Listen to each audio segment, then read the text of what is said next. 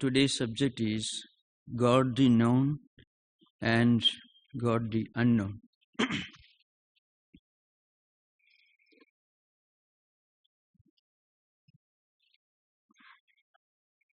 In the Vedic literature,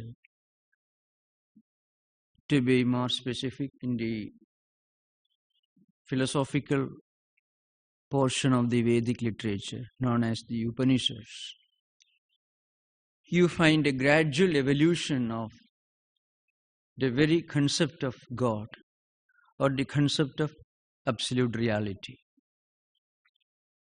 This evolution is the gradual movement in an ascending order from many to one, from gross to subtle, and from external towards the internal. There are many verses, many statements which are polytheistic, which depicts absolute reality as many. And there are many verses which are essentially monotheistic, which focus on the concept of God or absolute reality as the one supreme person who creates this world, who maintains it, sustains it, and who looks after the different living beings inhabiting his creation. There are 5 stages of evolution. The first stage is pantheistic, in which the ancient sages of India conceive God as the same as the nature, external nature, where God was equated with the external diverse universe, manifesting in diverse forms.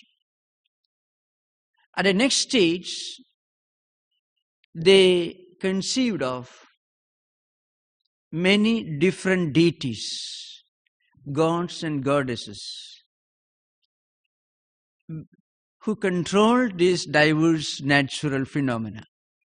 So you find sometimes rivers are deified, divinized, elevated to the position of divinity, mountains, oceans, and so on.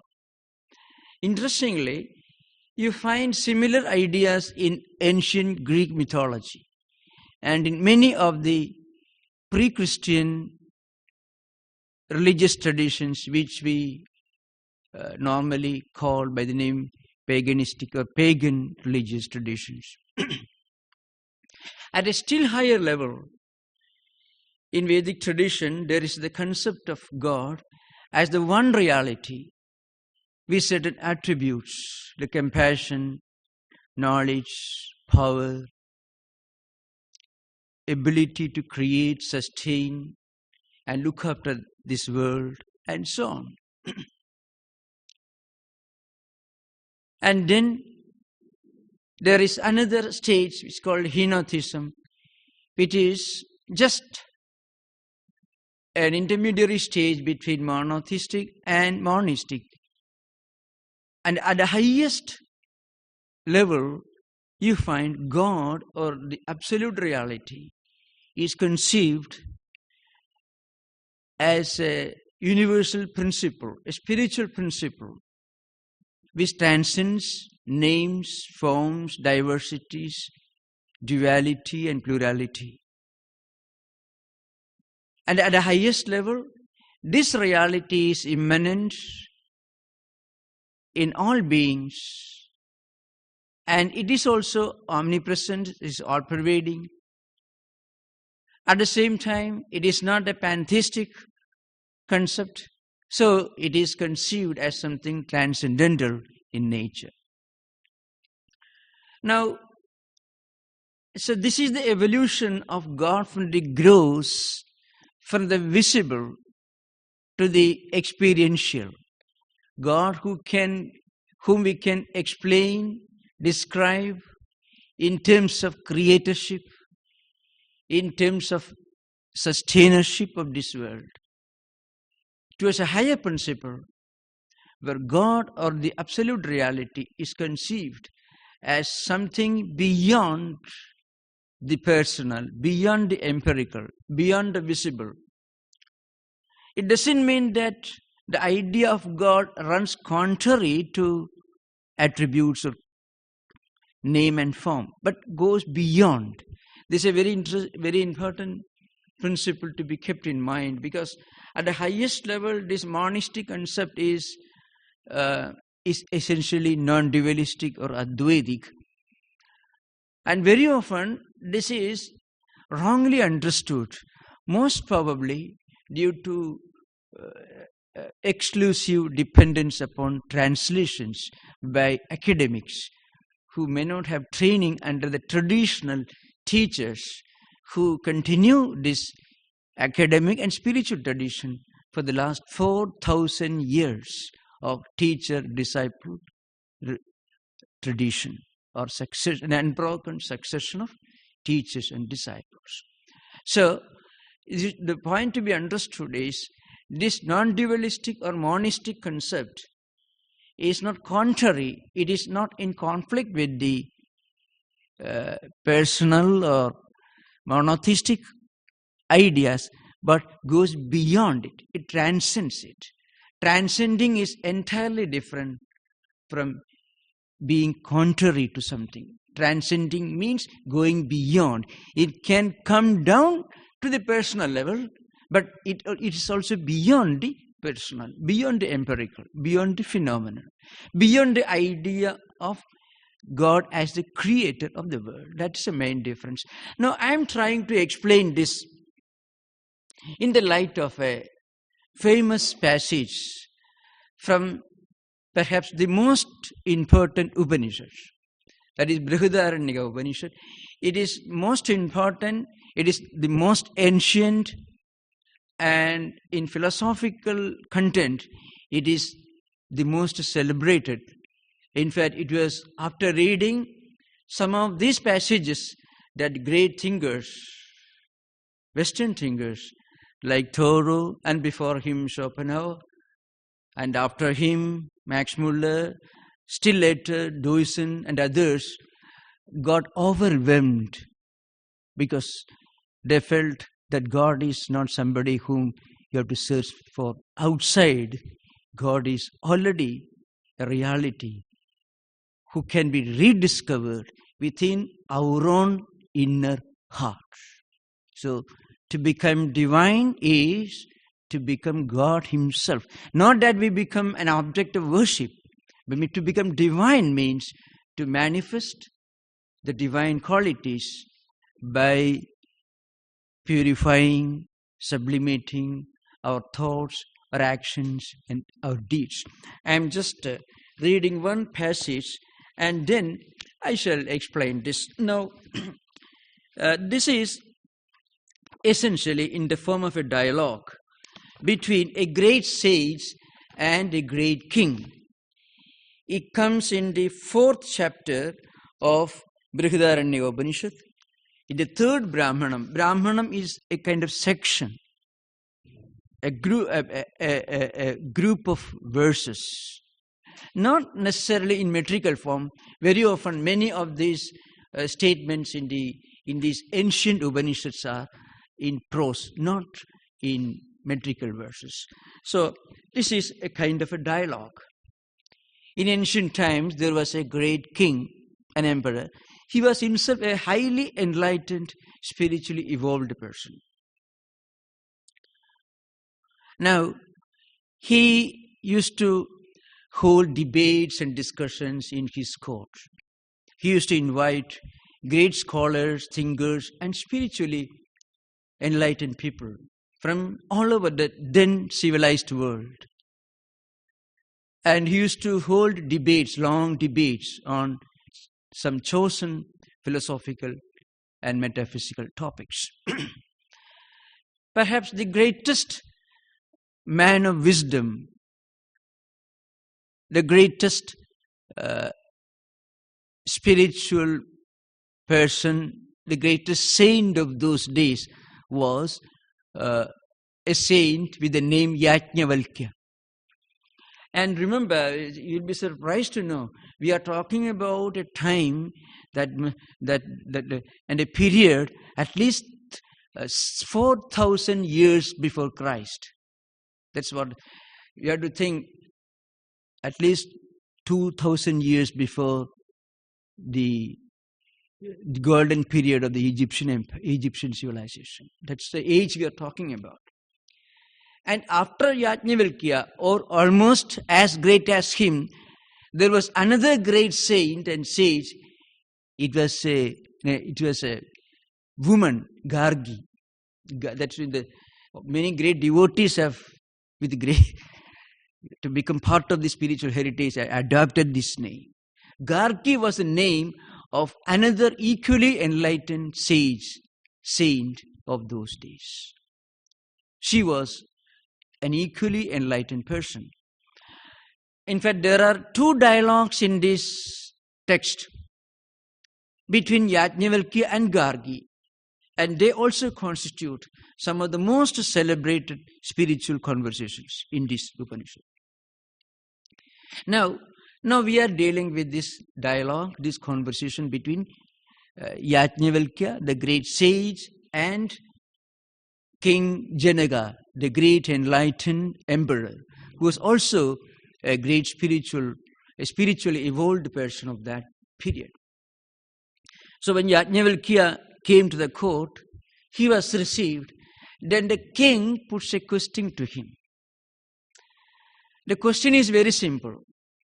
It is said about Einstein that when he was a small child studying in kindergarten, gymnasium as the primary school used to be called in his time, what is light made of?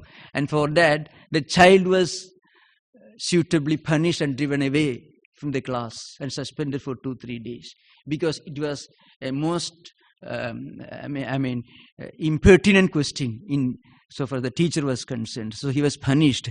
In fact, it was this incident which made Einstein to go in search of the truth behind the universe. Of course, he was knocking at the doors of external nature, so he became a great physicist. That's all. Now here, Janaka, the great king, is putting such a question. What is light?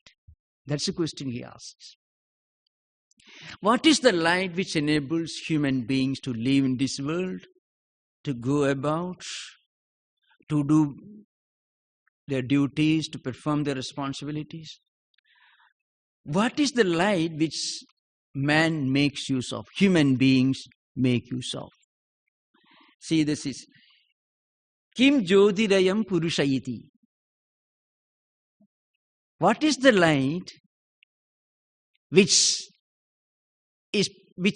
human beings make use of for living in this world?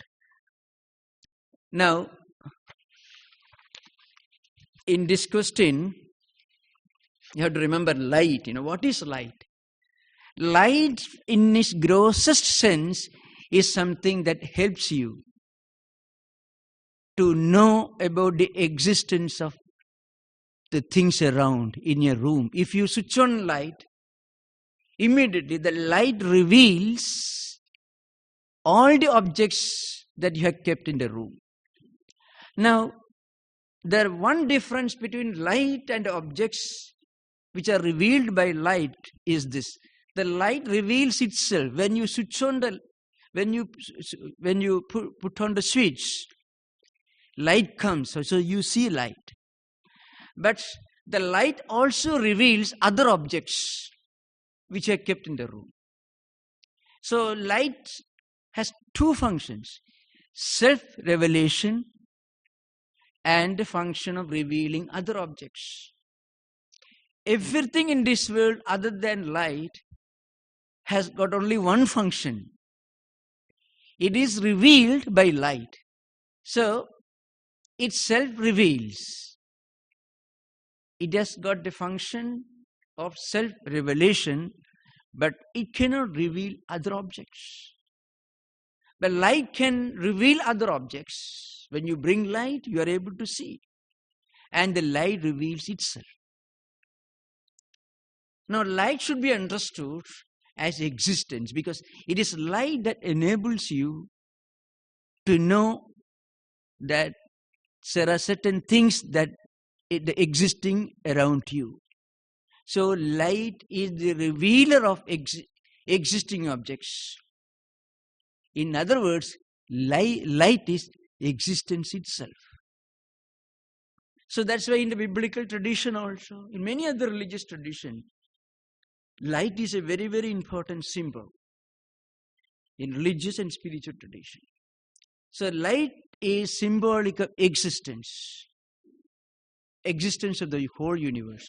And light is also the symbol of knowledge. For the same reason. And light is also the symbol of enlightenment. Because it is, enlightenment or knowledge is related to light. That's why you enlighten somebody. Means you bring the knowledge of something to him.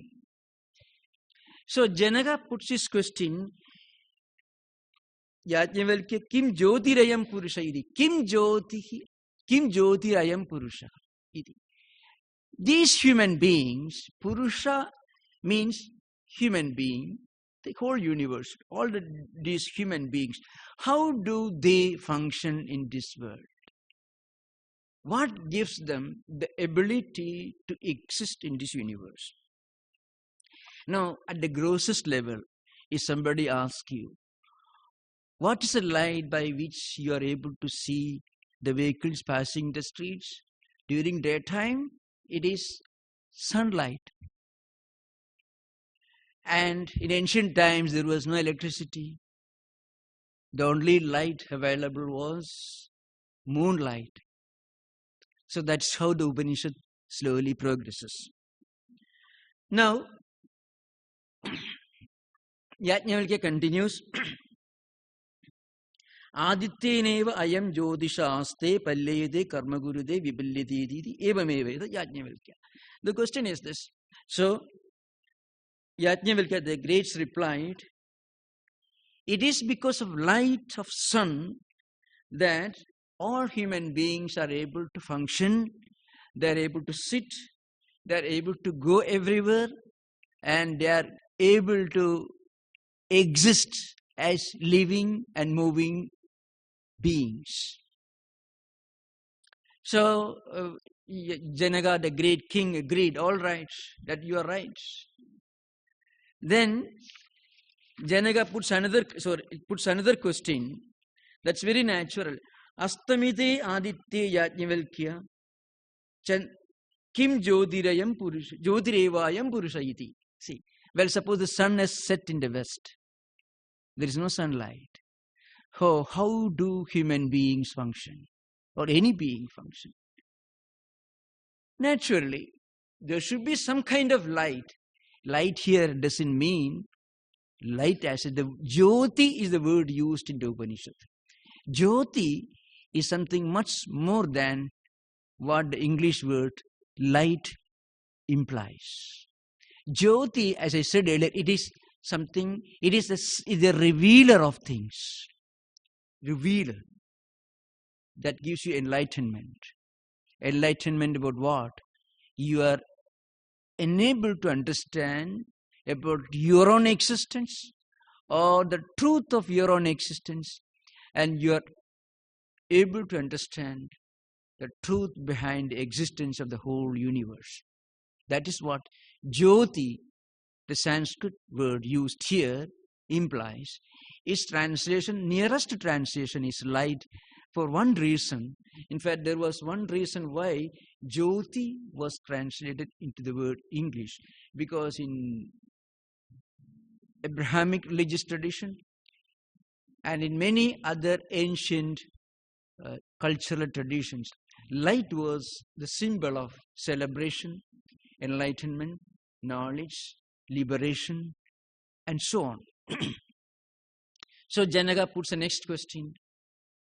Suppose the sun has set in the west. what enables you to see things? The sage replied, it is moonlight, moon. It's called Chandra Jyoti. So Aditya Jyoti, Aditya in Sanskrit means sun, Chandra means moon. So when there is no sunlight available at night, it is moonlight that enables you to know about different things around you. In other words, moonlight is the revealer. It is the principle of knowledge. It is the principle of enlightenment at night. Now the Upanishad goes on in an ascending order. Suppose astamide aditya yajnavalkya chandramasi astamide kim jyotirevayam purushaiti. This is a verse, translation is this. Now sun has set in the west and there is no moonlight. Now, what is the light which enables human beings to know about various things?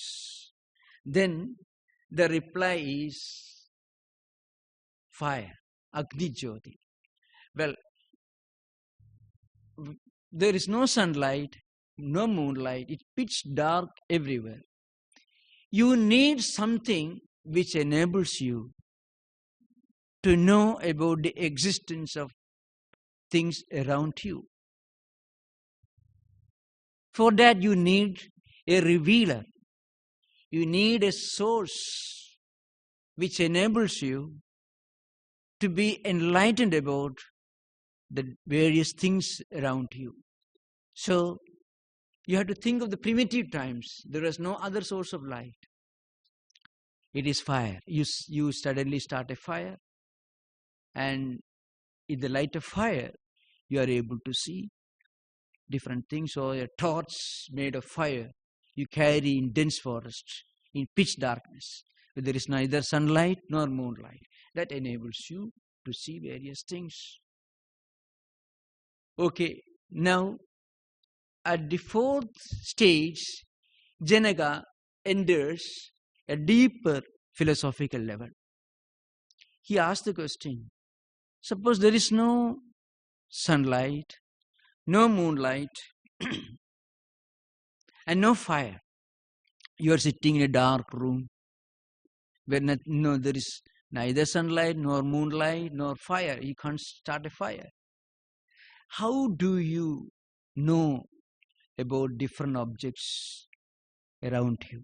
Suppose a vehicle is passing at a distance. You are sitting in a dark room.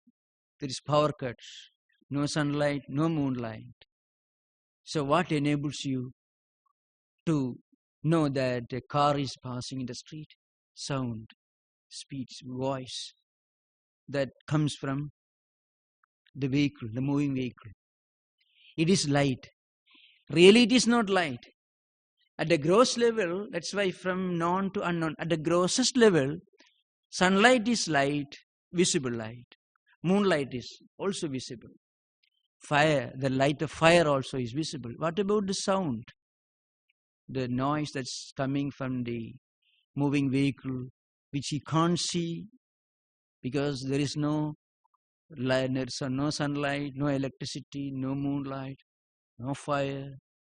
So, but still you come to know of something moving in the street. So this knowledge is what is meant by light. So then sound, Vagjyoti it is called, means the light in the form of, the revealer in the form of noise which comes from the moving vehicle. Enables you to know that there's a car moving in the street. So then speech actually, the word Sanskrit word is translated as speech, but it actually means noise or sound that's coming from the moving objects. Enables you, because your mind and the sense of hearing come together.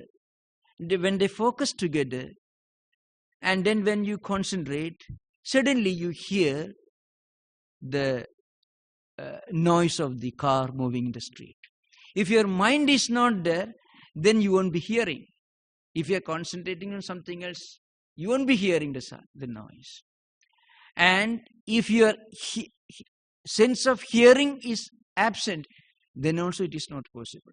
So when the mind and sense of hearing come together, they constitute light, revealer. And that enables you that there is a moving vehicle in the street. Now, so we have discussed 4 dimensions of revealership, existence. Sunlight, moonlight, light of fire, and also the sound functioning as a revealer. Now, at the next stage, the king asked the 5th question. Suppose there is no sunlight, no moonlight, no light of fire, and you are deaf, or you can't hear for some reason or other. You sit or in a dream, you think, and there you visualize yourself walking in the streets, or you concentrate through introspection, you are able to recollect from memory many of the past events. You must have been walking in the street the previous day. So you relive. In fact, you experience again an experience that you had the previous day. You're walking in the street, there was broad daylight, sunlight, everything. But you can't see anything, you can't hear. Still, when you close your eyes in pitch darkness, you can relive, re-experience all these past events. How is this possible? The difference is this much. When you sit your eyes, when you relive your past experiences, it is a subtle experience. The whole experience is taking place at a very subtle level, because senses of perception, senses of action are not involved. But mentally, you walk, you read, you get enlightened, you do many things. All these functions are taking place, but there is no light. You hear again. When you sit quiet in a lonely place, when there is neither sunlight nor moonlight, it's pitch darkness, in a dark room, and if you think, you can still hear a noise or a sound that you heard maybe 10,000 years back. If you clearly remember, you can recollect, relive, bring it back from memory.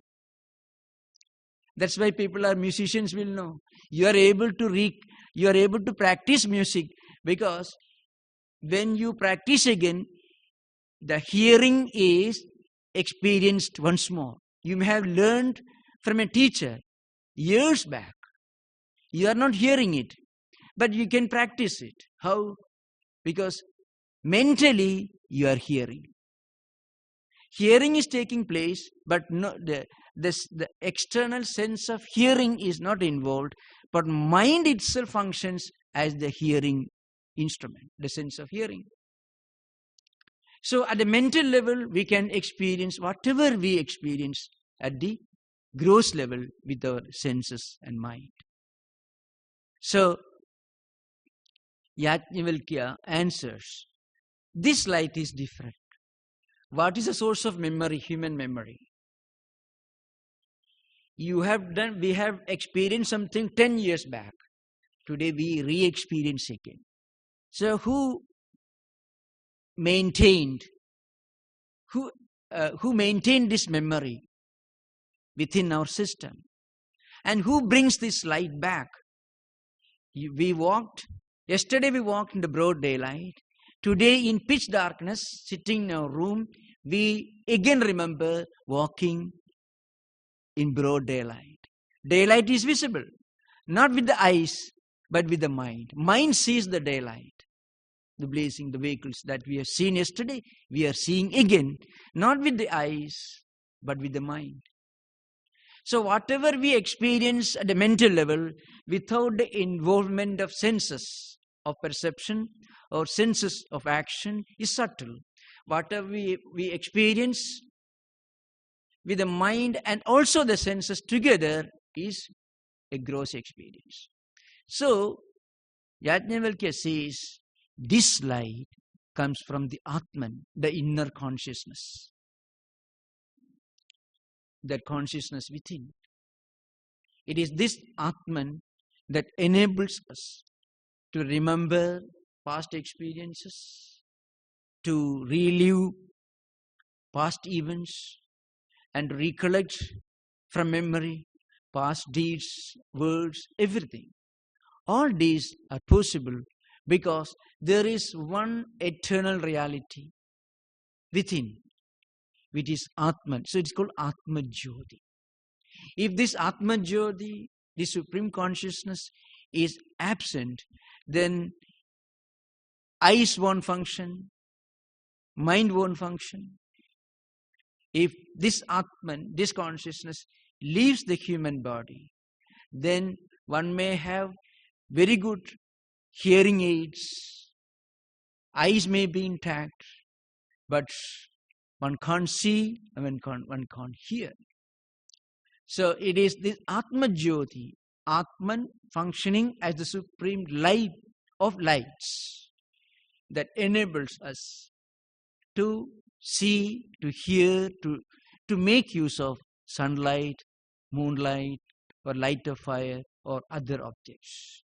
So the light of lights, the supreme light, is Atman, which is eternal, which is all-pervading, which has no death, no change, nothing.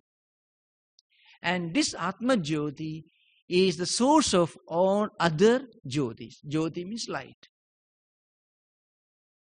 All other revealers are able to reveal things because of this supreme revealer in the form of Atman, or the supreme consciousness. It's called Atma Jyoti. The light, Atman conceived as the supreme light of all lights. Now, this is the essence of human personality. Now, the same idea is explained in another style, using another technique in the same work. That's what I'm going to deal with in the next one. Here, of course, the dialogue is between the great sage Yajnavalkya, the same teacher whom we discussed now, and the great woman saint whom I mentioned earlier, Gargi. Yajnavalkya, from another angle, analyzes the same subject. Here, he analyzed the supreme truth as the light of all lights, revealer of all revealers, the supreme existence, the all-pervading, the one reality which is eternal, unchanging. That is how he analyzed the supreme truth in this passage. In the next passage, his approach is different, more earthly. There, Yajnavalkya says, you are that light, you are that truth, the supreme truth. In all beings, the supreme truth exists. As Swami Vivekananda said, either through the path of selfless action, karma yoga, the path of devotion, the path of philosophical reasoning, jnana yoga, or meditation, introspection, Raj Yoga. Depending upon our own temperaments, our own aptitudes, one can approach and reach the ultimate destination. Now, here Yajnavalkya says, this reality is, it is the indweller, is the immanent principle in all living beings in this world. In ancient times, their imageries, the language, the symbols were different from our own times, from the symbols of our times. So they have to take the illustrations and symbols from natural phenomena like the sun, moon, water, fire, air, space, and so on. Vital energy, breath. These means both cosmic, natural phenomena as well as our own human system were employed in illustrating a high philosophical point. So here, Yajnavalkya says, this reality exists on earth. And at the same time, now if somebody tells you that the supreme reality or Atman or God is all-pervading, one may think in that case there are trees, mountains, rivers, these are all gods. So to rule out that possibility, Yajnavalkya says, this reality, this Atman exists everywhere in earth. At the same time, it is within the earth. If somebody tells you God is that which is within earth, then what about iron ore, coal, all these bauxite, all these minerals? These are all gods. So, see, in fact, there's a logical argument. To rule out that possibility, that kind of analysis, Yajnavalkya says, it exists in earth, within earth, but earth doesn't know about it. And not only that, this earth is only an expression of the supreme reality. The earth is a vehicle, the body through which the supreme reality functions. Incidentally, in the succeeding verses, the great sage gives a long list of 20 illustrations. He says, this supreme reality exists on earth, it exists in water, in fire, in space, in air, in the celestial regions, in sun, moon, and sky, in our internal organs, eyes, mind, ears, everything. Whatever we can conceive of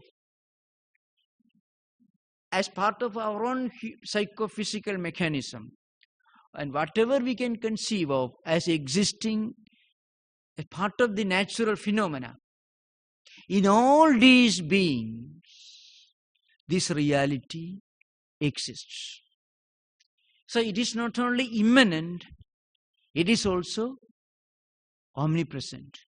It is not only the indweller existing within all beings, it is also the all-pervading supreme reality. So the immanence and omnipresence, these two ideas are brought forward in one of the most celebrated statements in this Upanishadic passage. So he says, Ye prithiviyam tishtan prithiviyah antaraha yem prithivina veda yesya prithvi shariram ye prithivim antaro yamayedi eshataya atma antaryami amritaha. This is the one verse. I shall read only one verse. The meaning of this verse is this. But remember, here earth is given as an illustration. This supreme reality exists in earth, and it exists within the earth, but the earth doesn't know anything about it. The earth is only a vehicle, a medium through which it expresses.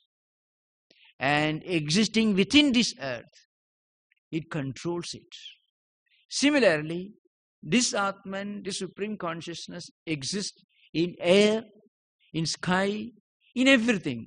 There are 20 verses related to this.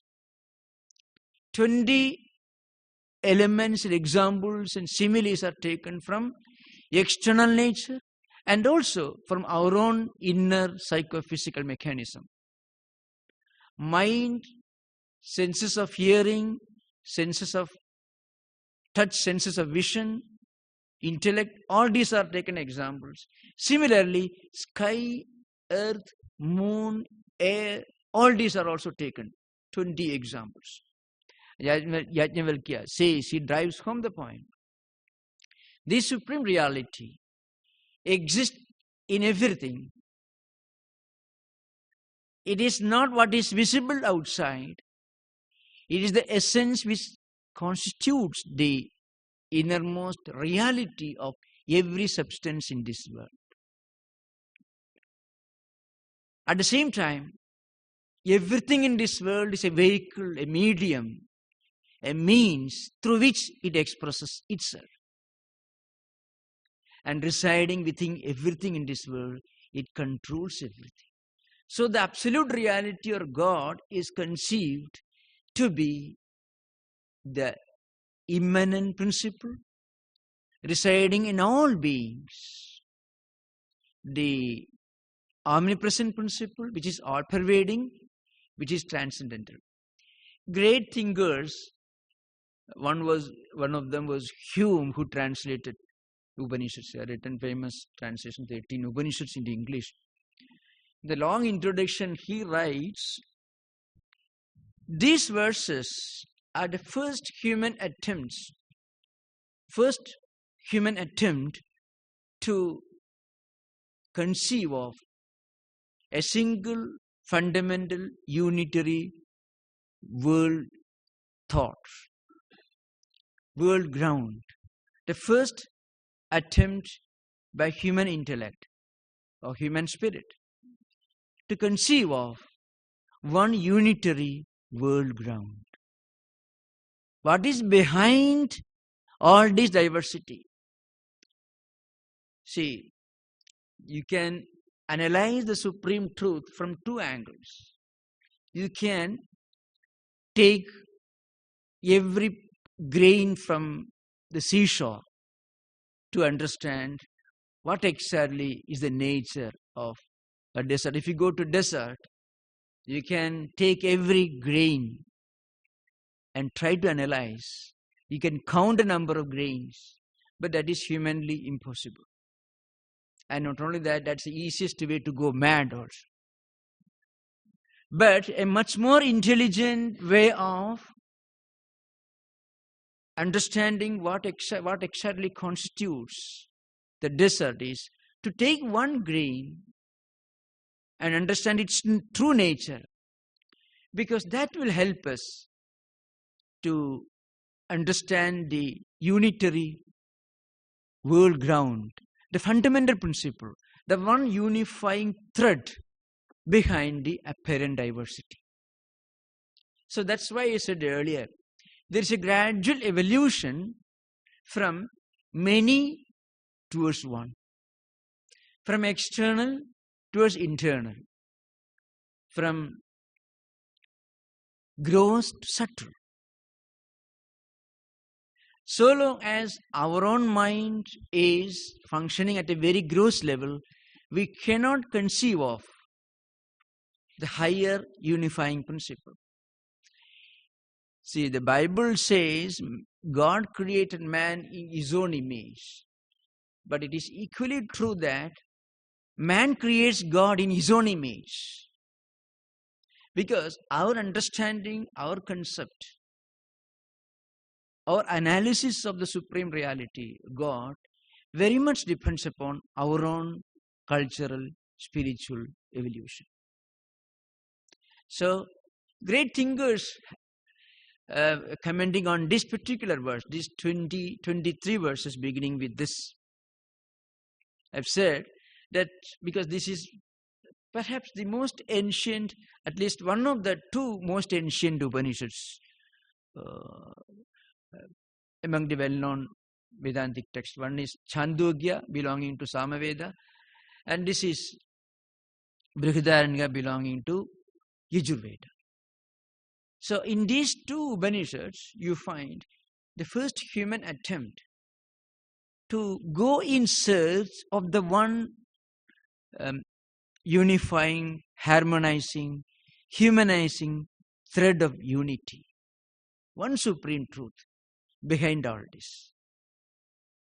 If you make the inquiry, the external nature, one can go on counting every single grain. That's the function of modern science. And that has been the function till about 150 years back. Now there is a search for the unifying ground, the unifying thread behind all this. But in these Upanishads, we are taken step by step from the gross to subtle, from many to one, and from external towards internal. Now I can just refer to another important subject here that is also very important. After giving this long exposition, in another context, Yajnavalkya tells his friend Gargi, the great saint of those days, if you look at this world, even from externally, and then think and use your perception and inference, even these are the two fundamental tools of knowledge from an epistemological point of view.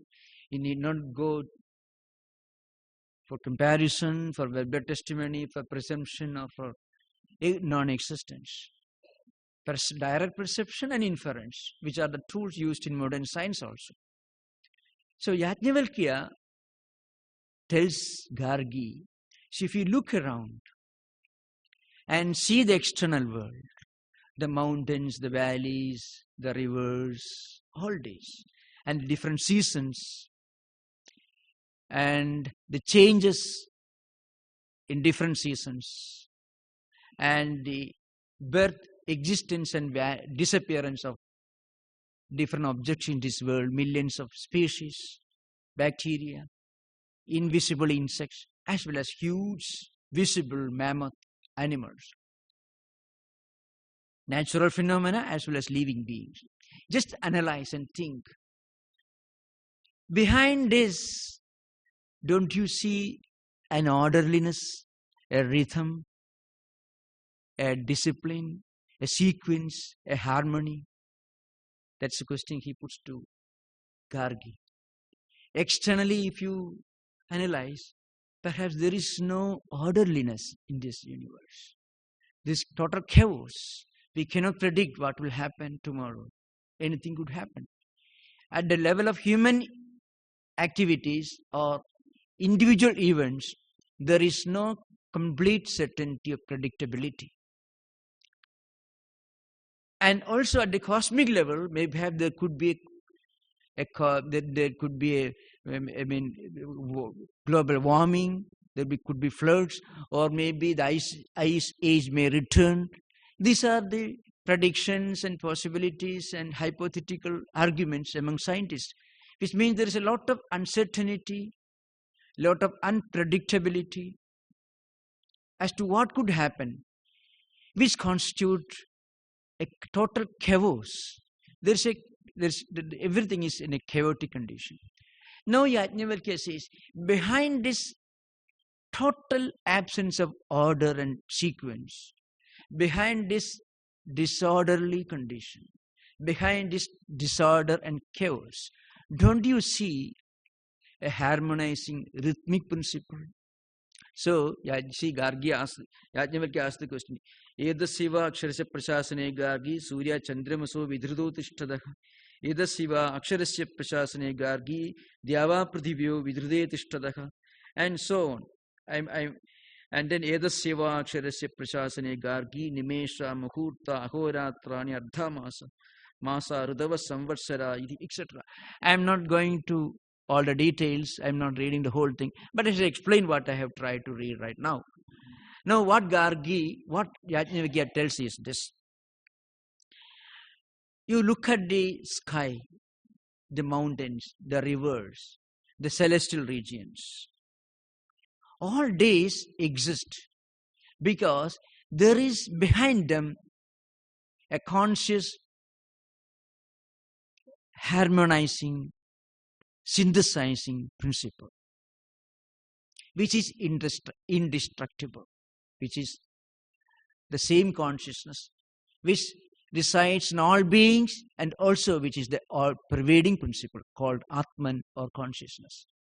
So behind all these chaos, disorderliness, uncertainty, unpredictability of natural phenomena, don't you see there should be a supreme intelligence, a conscious principle which harmonizes all these events, all these phenomena? See, there is a regular sequence of seasons. So he gives the long list: months, years, weeks, days. In the theory of gravitation of, you see, after all, that's a fundamental principle. If Earth could change its position a little, the whole humanity could be wiped out. If Earth moves little closer to the sun, there could be the whole Earth could be burnt away. If it moves far away from the sun, the ice age will return. So this is just, I'm not stretching Vedanta to a science. What I'm trying to say. So there is a rhythm, there is a harmony, there is a unifying principle behind the entire universe, which points out towards a supreme intelligence. And that supreme intelligence is Atman. You can call it a creator God if you want, but Yajnavalkya says it is beyond that. It is a supreme subconscious principle, which he calls Atman, which is the indestructible reality. Aksharam it is called. Atmanul Brahman. Because the disorderliness points out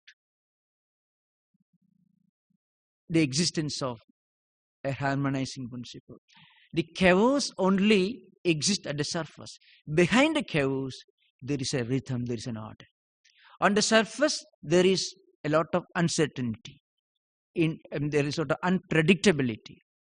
But behind the disorder and chaos, there is an order, there is a symphony, there is a harmony, there is a perfect order of cause and effect, of sequence. That's because of the unifying principle, the immanent, the omnipresent, the transcendental principle, which is Atman, which is called Atmajyoti in one context, and which is called Antaryami, which is the immanent principle residing in all beings, and sometimes it is called the indestructible, the invisible, harmonizing, unifying thread of unity. Like a garland, in a garland, the thread unifies the flowers. Similarly, this Atman, this supreme reality, is the unifier, the harmonizing principle behind the apparent chaos of this world.